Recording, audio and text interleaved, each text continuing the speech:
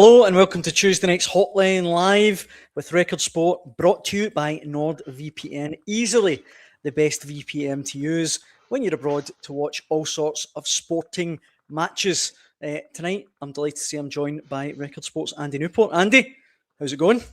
Very well, Daniel. Thanks for having me. Oh no, it's an absolute pleasure. It's good to have you on live. You know, normally we're forced to do the pre-record, but it's lovely having you in the flesh. Yeah, I've packed the kids upstairs. Told the wife to keep them away, so we're all good to go. Let's crack on. We've got obviously a massive game in the Premiership tonight. Hearts taking on Hibs at Tynecastle. Absolutely huge for so many reasons. We're going to talk about that. We're also going to hopefully be joined from Tynecastle by Record Sports' Fraser Wilson, if he can get packed up anytime soon. And we're also going to talk a little bit about Celtic and about Alex Oxlade-Chamberlain. But before all that, Andy, you were with Danny Rowe earlier on today. Was he in good form? Well, as always, yeah. Confident, sort of determined. Once speaking about the need for this Rangers team to show a bit of courage going into what is a huge week. He admitted that the team, when he sort of first took over, he had a sense that when he went into some of these big games, these big testing away games, that he could sense a wee bit of trepidation, I think he even used the word fear from them, but he says he doesn't see much sign of that. So it's going to be a really intriguing 2 games this week, and the prize is there for Rangers if they want to grab it. Having been 13 points behind when Danny Rowe get the job in October, there's every chance that if results go their way, that they could be top of the table come Sunday. So it's really is a monumental week for Danny Rowe and his team. That is, I'm sort of laughing with incredulity, because how on earth did he get this back? Like you say, 13 points behind at one point, and not only 13 points behind, but they were 13 points behind and didn't really show any signs of life. It wasn't like you were like, oh, they've been unlucky in games. They look, frankly, pretty rotten. So to pull this back is incredible. Yeah, there's a few articles that I've written at the start of the season and a few Hotline Live appearances where I pretty much scoffed at any chance of Rangers getting themselves back into a title race. So we'll need to go to the archives and dispense with them before I get flung back at me. I mean, it's been, what he's done is he's taken this team back to basics. He's, Russell Martin came in this bold, bizarre experiment of his trying to make Rangers into this, reincarnation of 2012 Barcelona. Wanted them taking all manner of risks from the back. Really, when he'd only had a month worth of preparation with them, and then seemed surprised when it didn't work. With a pretty rotten summer recruitment drive as well. So, Danny Rowe's come in. Got them just doing the simple things, but he's got them doing the simple things well. And bit by bit, they've got themselves, as you say, back right in amongst the leading pack. And I think that the key thing for Danny Rowe is that he's not overreacted either to big wins or to bumps in the road. And I think that's been the key thing. Like, it's only about a month or so they obviously lose at Tynecastle, and I saw so many people at that point writing them off. And he just said, no, listen, well, it's a disappointing result. We'll recover from this. And then obviously a few days later, or a week later, Hearts lose the Edinburgh Derby, and that opens the door. Again, we saw those kind of comments even just a couple of weeks back after the draw at Easter Road. But, then Hearts go to St Mirren, slip up, and the door is opened again. So, but then as you saw, obviously they beat Celtic. And again, I don't think there was any great pontificating, great statements made at that point. I think he's just kept this sort of calm disposition that he has, and I think that's key for all the teams involved. I mean, I think you've seen Derek McInnes try not to get too high, too low, and I'm sure Martin O'Neill, with all the experience he has, will just be trying to keep players level-headed, because I think the one thing that will be absolutely certain in the few weeks to come is that there's going to be spills, there's going to be slips, there's going to be all manner of drama, and it's basically whoever keeps their cool best throughout that that will, I imagine, will end up getting to the finish line first. And I should say that we're getting comments coming in If you want to get involved in the conversation, let us know your thoughts on anything, within reason. Please do so. John in the comments says, Roll pulled it back because of 2 words, Wilfred Nancy. And look, I get John's point to an extent, but the point I was trying to make there was that at one point, you would never have backed Rangers to go on any sort of run. I mean, what is it? I know they won 8 in a row recently. Is it now like 9 of the last 11 games they've won, something like that? They've won 9 and drawn 1 out of the last 10 domestic games. How can you say fairer than that? I mean, that is a remarkable run. Mm-hmm. With the same, I know they've signed players now in January, and a couple of them look, really impressive.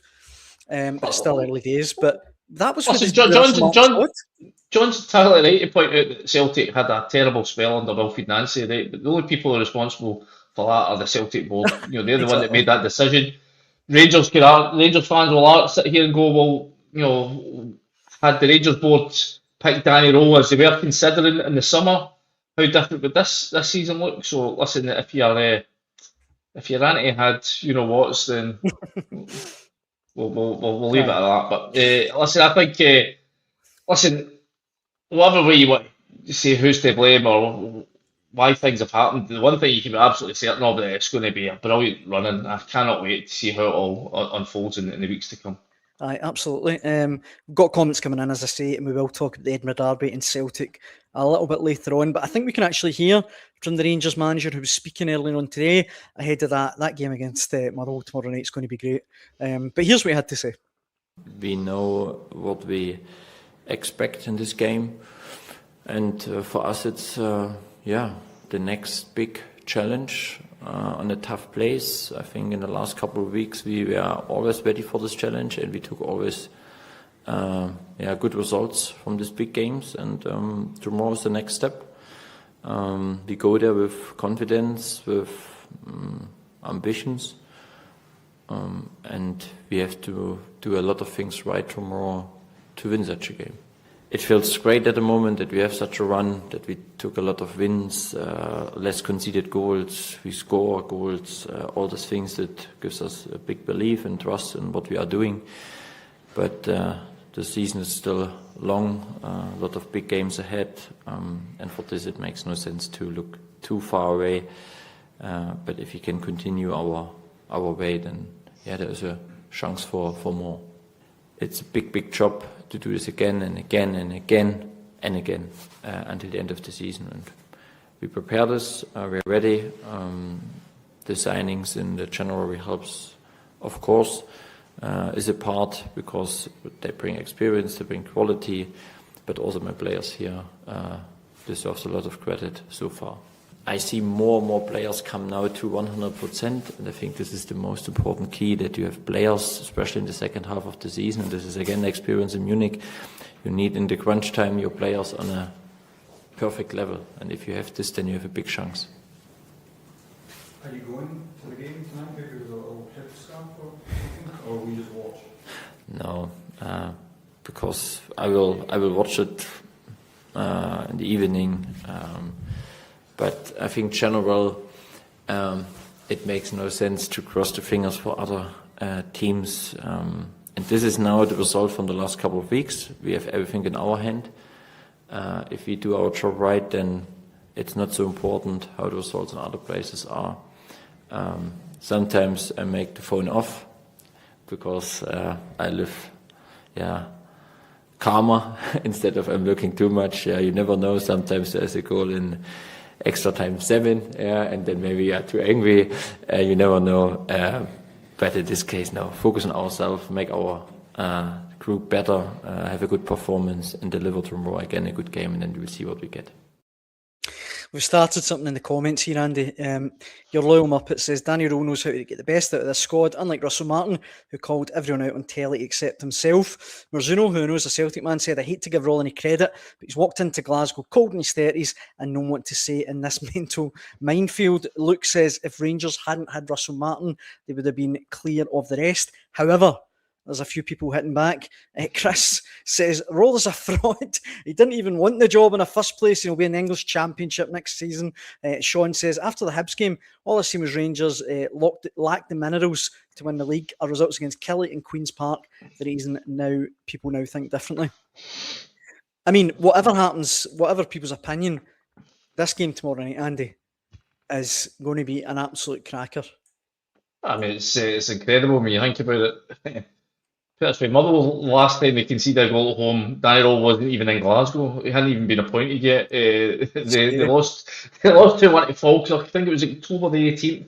Danny Rowe never got the job into the 22nd. So I said Motherwell have been incredible this season. I mean, I think the work that Ian Sbertel has done, it puts a lie to this notion that you can't, implement a style of play from the get-go. I mean, okay, they've not had Europe to contend with, and he has the majority of weeks to drill his players in. But we're talking about guys that were sort of like written off last season, even by Motherwell fans. Your Paul McGinns, these type of guys. I mean, like these are guys that nobody thought could play the brand of football that they're playing, and yet he's managed it, and they are where they are, absolutely fully deserved. And I think I really think there's an argument to be made that if they can get a result tomorrow night, then Motherwell are bang in this. The way that they're performing, the way that they're defending, crucially, 9 clean sheets at home in a row.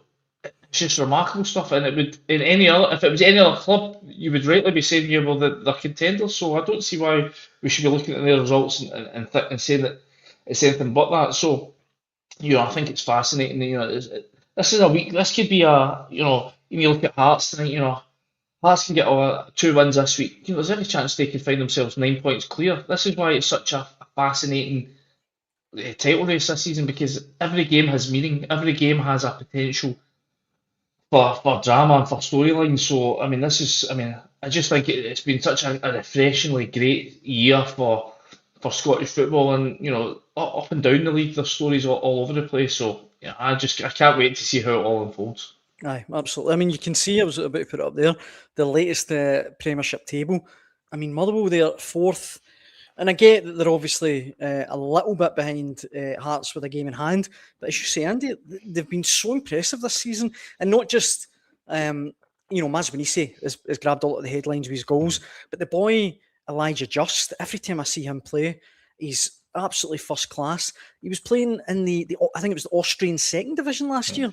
I mean, I saw him a few weeks back at Easter Road when Muller went through to face Hibs and get a 2-each draw, and I thought that would have been the first game that Elliot Watt had missed, and I think a lot of people were talking about how much a blow would that be for Motherwell, but he was just sensational. He's just, for a guy, he looks very slight. He's not the biggest size, but he's got such great poise in the ball, such great balance, and he just seemed to dance through tackles, and everything Motherwell did that was positive that day went through him. And listen, I'll be amazed if he, as much as I think Motherwell have done great this season, we do know that when it comes to spending power, the fan-owned club, that they've not got the biggest resources, not got the biggest pot of money to be able to dish out in terms of wages. I do think they're going to have their resolve tested in the summer, and to be honest, I'd be amazed if there's not big clubs sniffing about him. To be honest, I'm surprised that Bertha Askew's name is mentioned more in regards to the Celtic position. I really think that the brand of football that he plays would be something that Celtic support would lap up. And I think, okay, you can say it's a short sample size in terms of what he's done in Scottish football, but I think the evidence is there. This is a guy who knows what he's doing and can get the best out of players, no matter the sort of perceived valuation of them or perceived talents from elsewhere. I think he's getting absolutely every ounce out of these guys. So for me, I think he'd be the perfect fit for Celtic. I'm amazed that it's not been sort of more widely spoken about. And to be honest, I don't want Motherwell fans won't enjoy this, that I'm punting everyone to Celtic. But I mean, Chris says Bertalasco will be at Parkhead next year, take Mazonisi for the Celtic rebuild. I can't believe that Celtic, or maybe they did, but Celtic didn't go for someone like Just when they were trying to fill the wide positions. I mean, no harm to him, but when you see Joe Mavuka at the weekend, I don't know. I would much rather someone like Elliot Just in there, but I don't know if there is maybe a snobbery. I don't know if that's the right word to use, but I do think, especially the big do tend to overlook what's under their nose at times. And Maswin he said was Listen, I spoke to people at Motherwell about that throughout the window. I think the fact why there wasn't bids materialising was because it was made clear from Fir Park that they didn't want to let him go. Therefore, to get him out of there, you're paying silly money, and probably at that point you're overspending. And end of the day, that's what Celtic and Rangers have both been accused of at times of paying too much for and getting too little in return. So, listen, you're always going to have that in the January window. If clubs don't want to sell, if they're not under pressure to sell, they can name their price, and then it's down to how desperate do you want them. Clearly, Celtic have decided that they didn't want them that badly. They didn't want to have to pay. I think you're going to be talking over £5, £6, £7 million. They didn't want to go to that extent. So, listen, the summer windows are a completely different beast in that sense. There's not the same pressure levels, especially if you can get your work done early. So, I still think that could be something that could be revisited come the summer. And by the way, Masuhise, if it comes, he'll utterly deserve it. I mean, I even thought, I know there's been a lot of talk of him this season.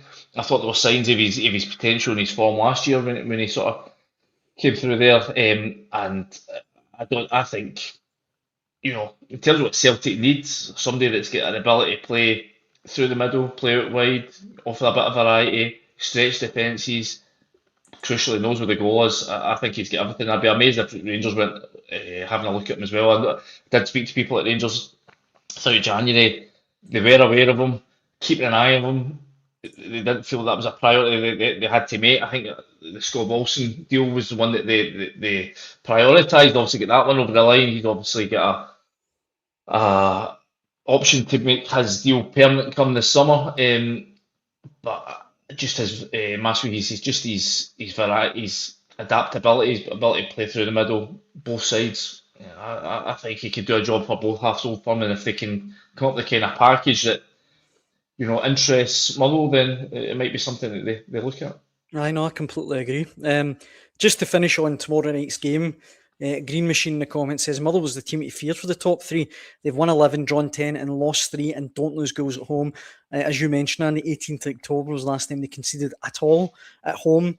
If Rangers can get all 3 points tomorrow night, not only is it a big win in terms of the title race, but I think psychologically, if they can beat this Motherwell team, I think it would really give a shot in the arm to Rangers and make the players believe they can do this.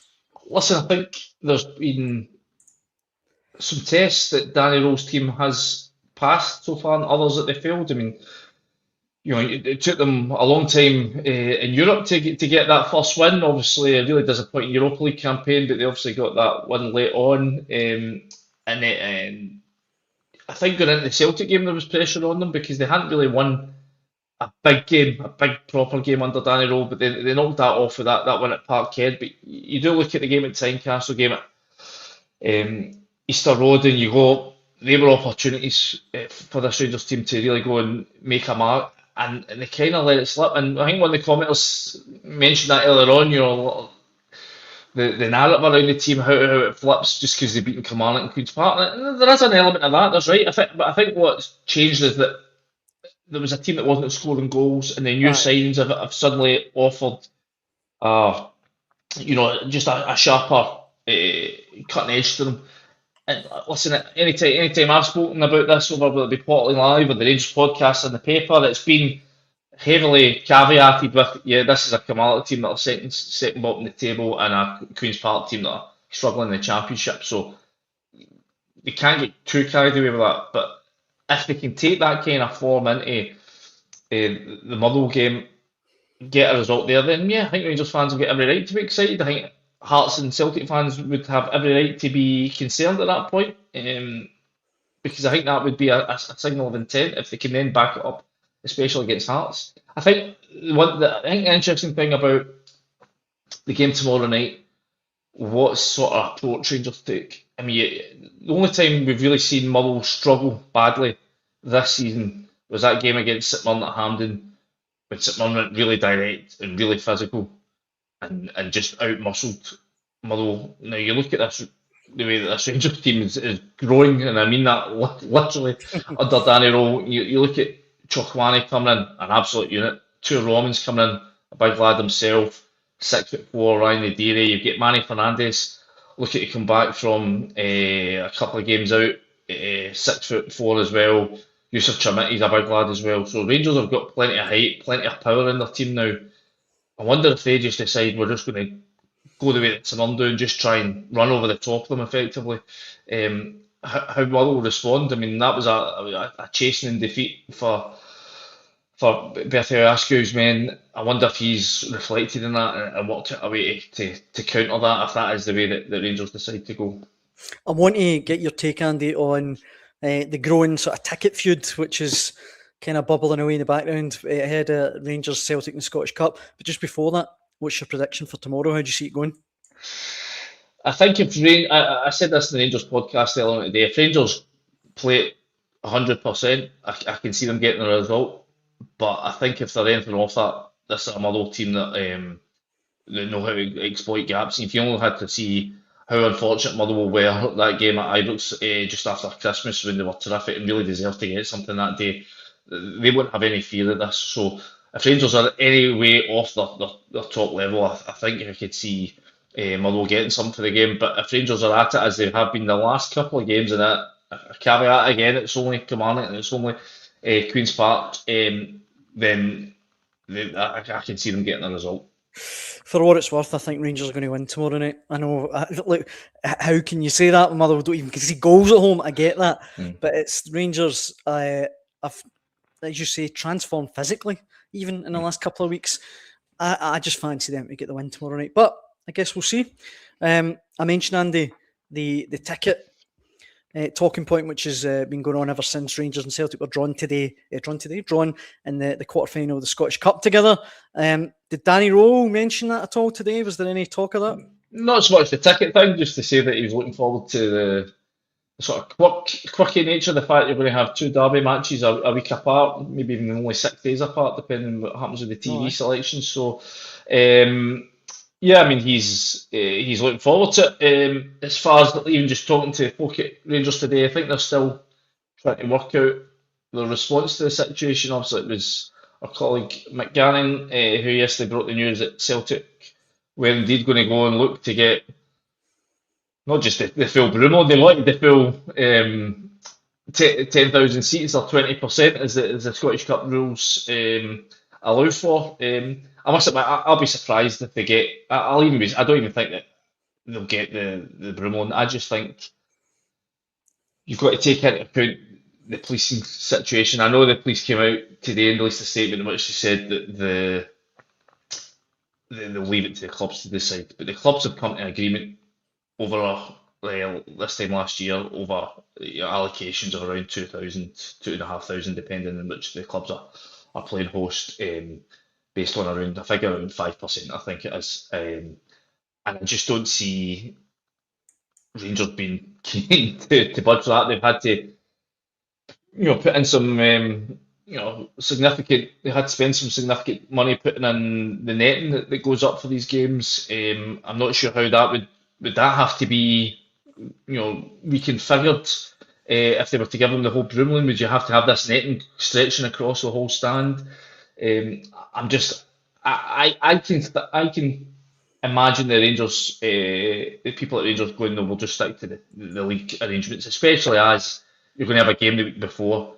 In terms of how you prepare, how you plan, it would be far easier for them just to go, we'll just copy and paste the setup we've got from the previous week and use that again next week. Listen, if Celtic stick to their guns, I'm not sure there's much they can do about it either, because you only have to look back last season when Hibs were asking for 14,000 seats for the game at Celtic Park, and was it last season or the season before? And Celtic insisted, no, we'll give you 7,000 to get. Aye.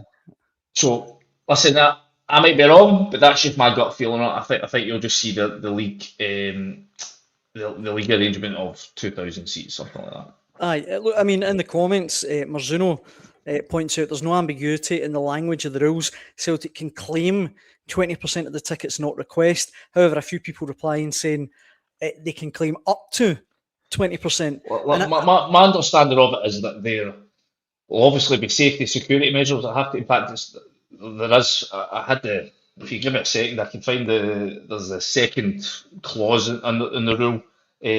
Obviously, takes into account the security measures and Aye. the fact that Police Scotland have to obviously give everything their blessing as well. And also, there is other considerations such as season tickets in and around that area. I mean, so yeah, it can claim up to 20%.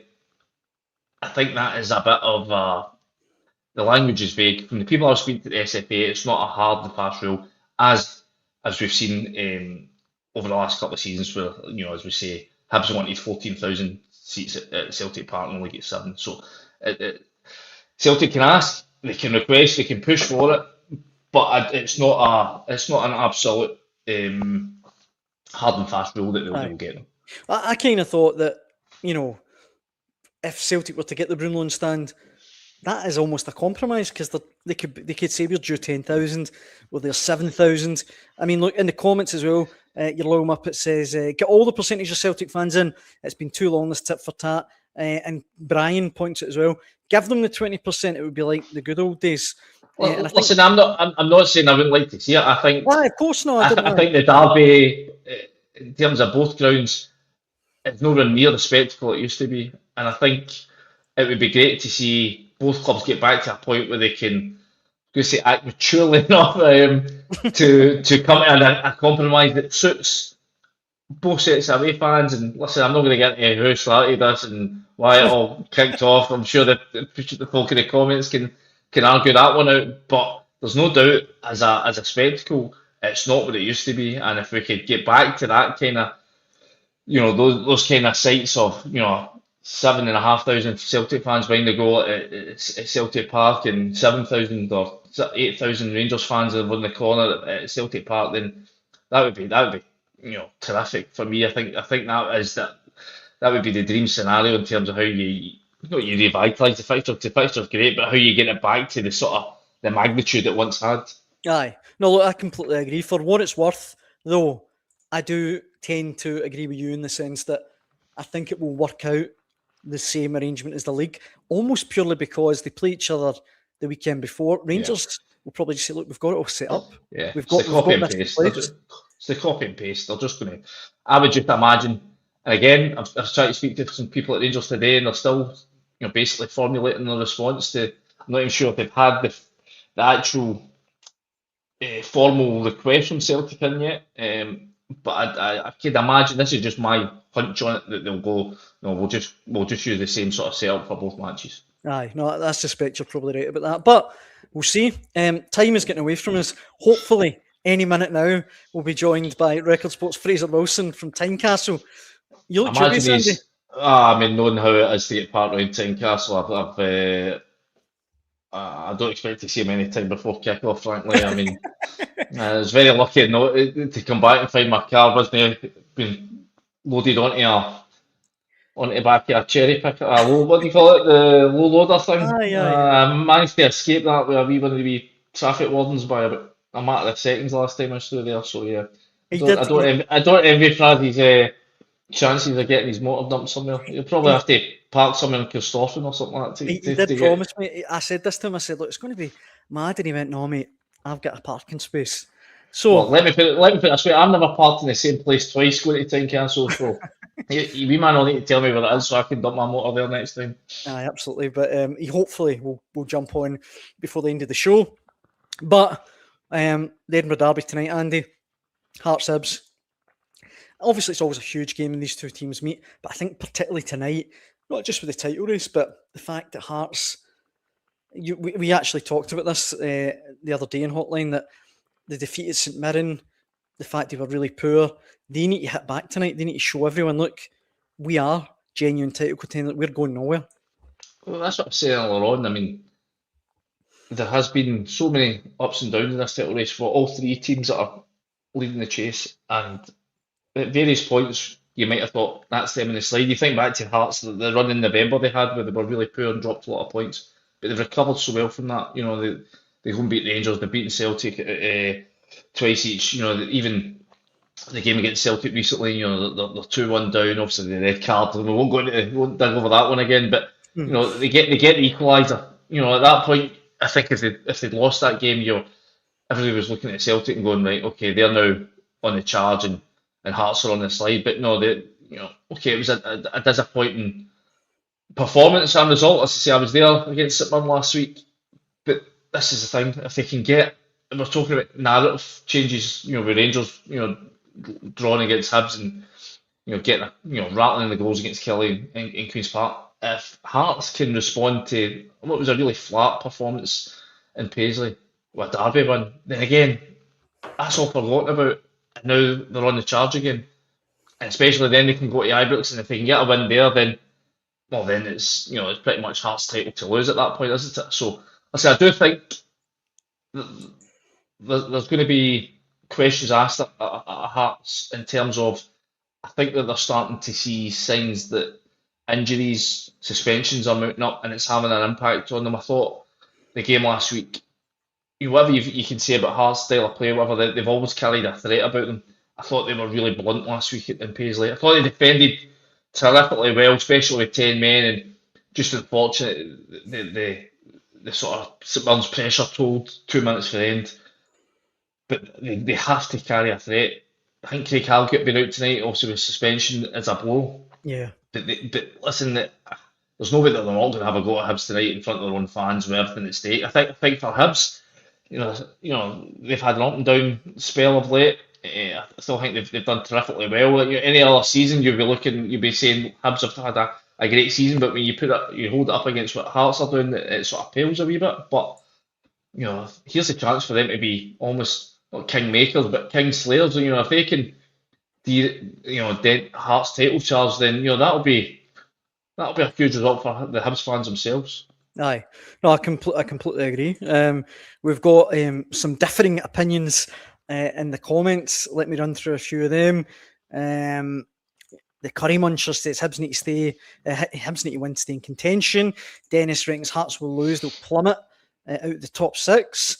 Scott says I think Hearts will win. Usually bounce back from a poor result. Hearts are shaky. It should be a game tonight though. Your low Muppet says it's got a draw written all over it. But more importantly, no, this, Andy, I've had a text from Fraser Wilson with an update. Right. He just texted me saying, "It's not happening, mate. I'm stuck in traffic." So there you go. That I told you. I did tell you. I thought even him trying to negotiate that bit, Hermiston Gate off, mate, he's never making it. So I'll be lucky to be there for kick-off. So we better tell the desk you get them. Help me take in PA for the match report. Someone on the telly watching it or something now. But obviously time is getting away from us. How do you see it going tonight, Andy? For what it's worth, I think Hearts will bounce back. I think they will win tonight. But what do you think? I think was asked this in the jury in the paper this week. I think I've tipped a draw. I just think Hearts are showing a slight bit of weariness about them. I think the injuries have taken a wee bit of that X factor about them. I don't think likes of Kabori coming in. I don't think he's getting the intelligence of Shankland. I think they missed the aggression and the intensity of Devlin in the middle, and then Craig Halkett's leadership at the back will be another huge miss tonight. So listen, I don't think they'll lose, but I can see them sort of scrapping out a draw tonight, maybe a score draw. I think what Hearts are really looking forward to is getting out of this wee schedule we're in right now of 2-3 games a week and getting to that. I think it's after this week where things will calm down. They'll be able to have a wee bit more rest and recovery between matches, and then obviously get a couple of injured boys back. Then they can have a big push for the finish line. But I can see this finishing a draw tonight. Well, whatever happens, we'll be covering it here all on Record Sport Online. Right, before we wrap up today, I had a little chat earlier on with Record Sports' Michael Gannon and Ryan McDonald on the Record Celtic podcast. I should say the Record Celtic and the Record Rangers podcasts are out this evening and definitely worth checking out. We had a chat about Celtic's upcoming fixtures, about Alex Oxlade-Chamberlain, and here's how it went. I wanted to obviously mention Oxlade-Chamberlain because he was training with Celtic today. He's obviously signed on till the end of the season since we last had a Celtic podcast. Obviously, we're recording this before the match against Livingston on Wednesday night. But do you guys think there's actually a realistic chance he could start against Livy? I don't think he'll start. I mean, he hasn't kicked a ball in anger since May when he left Besiktas. So I do think he'll be involved in the matchday squad. I'd probably be surprised if he wasn't. I wouldn't be, if Celtic are winning maybe by 2 or 3 goals, I don't. You'd probably expect him to come off the bench at some point, make his debut, and get up and running. I've heard this argument about Oxlade-Chamberlain and how he's obviously been out of action for so long, but it was the same with Julian Araujo as well. I think he'd played one game in something like 9 months, and he's been excellent for Celtic, as we touched upon earlier. And fans are already clamouring him from the start, and he's reached some top levels already. People are saying he's even better than Alistair Johnson. So he hasn't taken a lot of time to get up and running. So I think it's obviously a different position. What Celtic need to do carefully in the case of Oxlade-Chamberlain is make sure they don't overload him, because I think that's exactly what happened with Kelechi Iheanacho. Obviously, Iheanacho came in just after deadline day in the summer. Celtic desperately needed him to start right away and lead the line, but I think because there was so much pressure put on him, so much reliance on him, and Brendan Rodgers really hanging his hat on him to start most games, injuries caught up with him, and he's obviously faced a lengthy spell out of action. He's come back obviously rusty, but again he'll take time to get up to match fitness. So I think that's what Celtic just need to be a wee bit wary of with Oxlade-Chamberlain. He is only in the door for until the end of the season with the option to extend that. So you really want to get the most out of him. So I think like they've done with Kieran Tierney as well, they've carefully managed his fitness, they've gradually built him up, and now Tierney's looking as robust as ever. He took a sore one at the weekend there. But he's still, I believe he's still going to be available for the game against Livingston. So he's been fit and available for the majority of matches. So they need to make sure Oxlade-Chamberlain is as well, and just gradually manage him and get him up to peak fitness. And I'm sure Celtic will reap the rewards from that. Well, that's the problem, but they don't have time. They don't have time to wait for him to get up to peak fitness. I mean, Celtic got 14 league games left in Europe, and also the Scottish Cup as well. They don't really have time to say, we'll take 4 or 5 games, we'll give you half hour here and 40 minutes there, then an hour. They don't have that option. I think Celtic need Oxlade-Chamberlain in the team and performing, because I think it's almost like the key to the rest of the campaign for Celtic, to get control of games, to dominate teams again. I think he's got to just. He's a deal to the summer. He's got 14 games. I think he's been training for 3 months. I think you've got to lob him in from the start this week, and try and get an hour at him in each of these games at the weekend, because Celtic are going to need this guy for these big games that are coming up, because I don't think they're equipped to deal with these games without him. So it's a case of, I think it might be a case a bit like Iheanacho when he came in at Celtic, and Rodgers thought, well, I need him to play because I haven't got any choice but to throw him in, and let's see how he reacts. The difference between Iheanacho was he turned up. We'd seen that he didn't look fit. We'd watched him for Middlesbrough, and let's be honest, looking pretty unfit. So it wasn't that big a surprise to see him turning up, not fit, and then breaking down. Whereas Oxlade-Chamberlain, by all accounts, has been training full pelt at Arsenal since November. I know it's not match fitness, but he's only going to get match fit with playing matches. I think Celtic need to go, you know what, we've taken a chance on you. I'm sure he's not on washers. He'll be earning decent money as well. I think it's one of a bust for Celtic now this time of the season. They can't afford any slip-ups. I think and hope that he can stay together and get through this spell. Listen, I would let him. They can't play in Europe, so that's 2 games right away. So then you're missing. So he's only got 14 games in a cup tie. He's got 15 games he can play this season. I mean, there's no time to muck about. It's straight in, mate. Patch yourself up, take a deep breath, and get through this to me. I just think I think there needs to be a kind of realistic expectation, though, because the fact that he hasn't played for so long. I know I made the point about Julian Araujo, but then you've got obviously the example of Kelechi Iheanacho, and as I said, you've overloaded him with games. So I do think if he is going to make an impact, I don't think he should start tomorrow. I think that would be too early for him. Celtic have got options in the middle of the park. They might not be at their best form at the minute, but you've got Arnie Engels, who's rejected £25 million for. You've got Callum McGregor, who's the first name in the team sheet, the captain, and then you've got Benjamin Negrin, who's the top goal scorer. When do you start then? Because once you get through these 2 games, you get home game against Livy and away to Kelly. Yeah. You think, well, it's too early for him now, so then you start him against Hibs, big game. You start him against Rangers, big game. I think away, big game. So at some point, he's going to have to get in and get these games on his belt. I mean, I think this is an ideal game to get. I think if he's toiling after half an hour tomorrow night, then deal with it. I just think he's got to get in and get moving. I don't think there's any choice to kind of. I mean, the Tierney was different. I think they brought in Sriracha, and you think they can rotate the two of them. I know Sriracha get injured, but I think he's got. That was a start of the season. You get 38 games to go. Look at a 14 game sprint for the line now. I think the game that I personally marked would have been the Hibs game. You know, you've got Livingston tomorrow as they come off the bench for half an hour. You've got Rugby Park and artificial surface as well, which not ideal. Yeah, and then you've obviously got the Stuttgart game, which you mentioned, that gives him a full week's training, and then Hibs. I think that's the game which he should probably be targeting to start, and then from there, you've got again Stuttgart, then you've got Ibrox, Pittodrie, and then Ibrox again. So I think if he can start that Hibs game and really get motoring, then I think that's a realistic timeline for me, rather than throwing him in the deep end right away against Livingston and obviously Kilmarnock's artificial surface. I just think that might be a bit risky.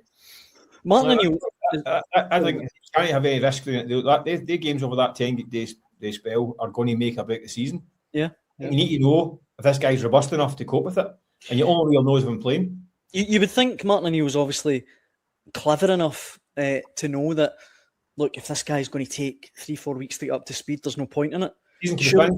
Season can be finished in 3 or 4 weeks. Exactly. Yeah. So surely there's something, and again, as you say, Ryan, he's not played since May, but there's got to be something that tells O'Neill, right, this guy could come in and hit the ground running. Because like we said, there's no point otherwise. Again, another thing as well is what you've got to consider is he has got a kind of dodgy injury history, especially in recent years as well. So again, that is a factor that you can't just ignore that. So the worst thing you can do is throw him in there and he gets injured, and then that's him out for 3-4 months. I agree. The fixtures coming up from essentially Stuttgart onwards or make or break. Those 4 or 5 games they're going to define Celtic's season. So yeah, as I say, I think if they can gradually phase him in over the next 2 games against Livingston and Kilmarnock, and then get him really motoring for the game against Hibs, then I think that might be the thinking with Martin. We're just about to wrap up, but before we do, the aforementioned Fraser Wilson checks in now. Sadly, not from Tynecastle. Fraser, Andy said at the top of the show he suspected you'd be struggling to get on. I said, no, look, Fraser never lets us down, never miscalculates. But traffic has defeated you. Horrendous. I'm still about 2 miles to Tynecastle, and I'm going to have to walk the rest. Midweek Derby night in Gorgie ain't good for parking. Oh wow! Put it that way. No good for the heart rate either. I don't want to stress you out much more than you already have been. But before we wrap up, then, how do you see the game going? For what it's worth, I tipped Hearts to win tonight. I think Andy thought it might be a draw, but how do you see it going? Honestly, mate, I don't see Hearts winning tonight. I think I don't know if you, without sitting on the fence, I can see us being a draw tonight. I'll be an absolute humdinger of a derby again, I'm sure of it. I just think Hearts missing those important players that we keep mentioning has hurt them that little bit. But more importantly, I think Hibs.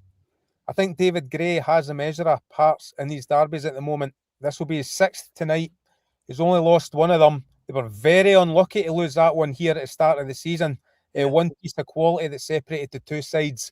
Fraser Jota sending in the cross for Craig Halkett in the last minute. That's all that separated them. Hibs definitely did the better of the second derby, Easter Road. Less pressure on them tonight. Of course, there's always pressure in Edinburgh derbies.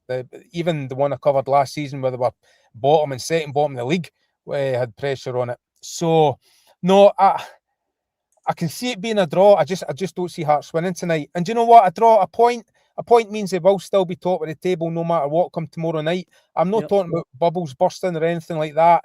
I don't think it'd be the worst point in the world either for Hearts tonight. I just don't see them winning.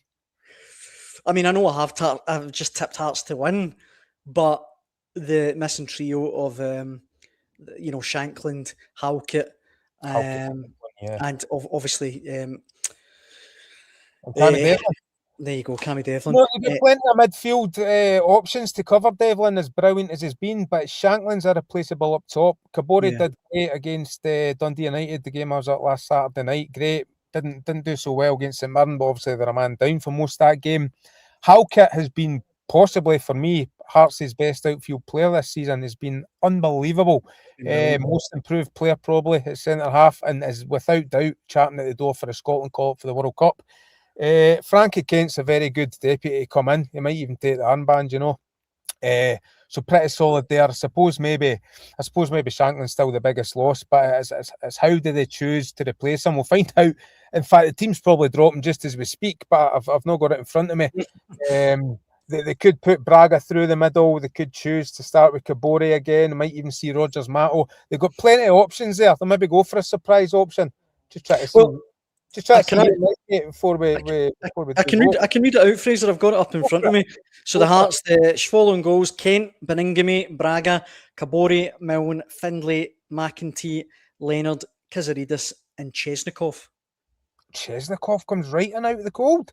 Number Incredible. 89, Chesnikov in from the start. Well, that is a big that call. is a surprise. I thought he's clearly been keeping them cold storage with this in mind. Then we'd all thought he maybe just wasn't up to speed yet. Chesnikov having eventually landed earlier last month. Well, that's going to be a big, really interesting to see how he takes to the Derby heat. That's really thrown me. So it looks like he's going through the middle again. I can hit you with the Hibs team as well, just before I let you go. Salinger, Boyle, Chaiwa, Iredale, Cadden, or Nicky Cadden, Barlaser, Pasalak, Andrews, Rocky, Garananga, and Scarlett. Dane Scarlett up front. I thought Dane Scarlett, if you saw it the weekend, was absolutely brilliant. Yeah, definitely. It's going to bring something to the party, doesn't it? Him and Boyle tonight. That's certainly a handful for the Hearts defence. I like the big Copenhagen loanee at the back as well. Garananga. Thought he looked the part. So look, it's two strong teams. No matter who they're both missing, that's two strong teams. This is all set up to be an absolute dynamite at Derby again tonight. Really looking forward to it. I completely agree, Fraser. I know you've got a trek ahead of you, so I'll let you get on. And much appreciated for logging on. That was a big help. So thanks very much for that. Bother, mate. All the best. Enjoy the game from the peace and quiet of your own house. Cheers, Fraser. Hope it's a cracker for you. Cheers. Record Sports, Fraser Wilson there, very kind of him to jump on, and I should say thank you very much as well to Record Sports Andy Newport, who joined me for the bulk of the show. That brings us to the end of tonight's show. We'll be back tomorrow night at the later time of 10 p.m, where we'll be talking over all the midweek Premiership action, including tonight's game, but also Celtic versus Livingston, and Rangers, who are playing that mouth-watering game against Motherwell. But for now, that brings us to the end of Hotline Live, brought to you by NordVPN. Hope you can join us tomorrow. Thanks for watching.